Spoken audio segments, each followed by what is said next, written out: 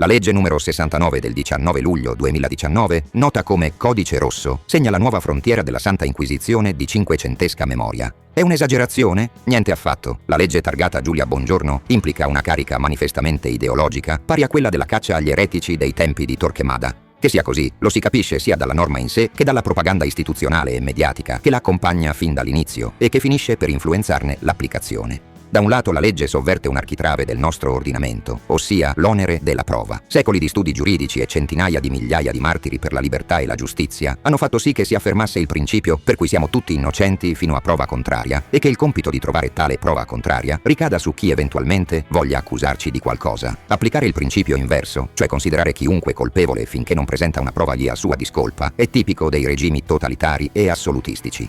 Con il Codice Rosso funziona proprio così. Lui, l'uomo, è colpevole dal momento stesso in cui lei, la donna, lo accusa di esserlo. Poi si vedrà se è vero, ma intanto la legge dispone di trattarlo come un criminale. Le misure cautelari limitative della libertà personale partono immediatamente, dopo indagini farsa che durano un battito di ciglia, fatte rigorosamente senza contraddittorio. Poi con calma, piano piano, senza fretta, si va a verificare se ci fossero realmente gli estremi per i divieti, le interruzioni dei rapporti con i figli, i braccialetti elettronici, i decreti di allontanamento e le altre limitazioni varie imposte al malcapitato. Passato del tempo, nel caso saltasse fuori che non c'erano motivi validi, tutto si conclude con un «Scusa Cocco, ci siamo sbagliati. Restituisci il braccialetto elettronico che dobbiamo applicarlo a un altro sfigato vittima di false accuse da parte di una donna che, in quanto donna, va creduta sempre e a prescindere».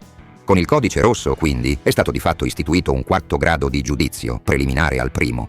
Il processo vero e proprio non è ancora partito, l'accusato non è ancora nemmeno imputato, eppure la via crucis per l'accusato parte subito. L'uomo preso nella rete deve quindi difendersi dimostrando di essere innocente. E attenzione, non basta che dica o autocertifichi di esserlo. Quello di essere creduti a prima botta è un privilegio riservato all'accusatrice. L'uomo deve dimostrare, fatti alla mano, se ci riesce, di essere innocente, altrimenti si tiene sul groppone tutte le misure cautelari intanto stabilite a suo carico.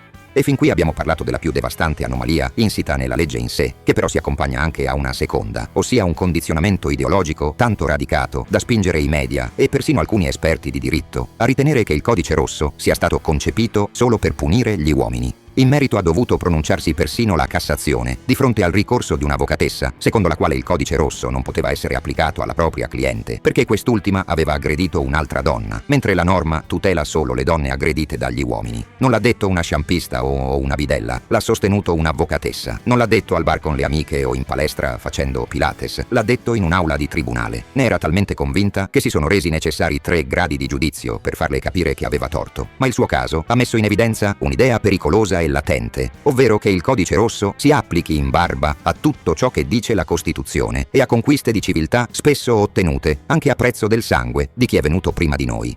Quest'idea malsana, va detto, pervade oggi tutta intera la società italiana e non solo alcune frange fanatiche, ed è un altro degli effetti cancerosi di questa norma. Tutto ciò porta a dire legittimamente 3 cose sicure sul Codice Rosso. La prima è che si tratta di una legge barbara e incostituzionale, dato che implica l'inversione della prova, cioè lo smantellamento di uno dei fondamenti del sistema di giustizia italiano. La seconda è che contribuisce alla già dilagante e ingiustificata criminalizzazione del sesso maschile e all'inquinamento delle relazioni tra i sessi. La terza è che il nostro paese farà un salto di civiltà soltanto quando troverà la forza etica e politica per abolirlo e per coprire di vergogna i politicanti che, inseguendo un pugno di voti in più, l'hanno concepito e approvato.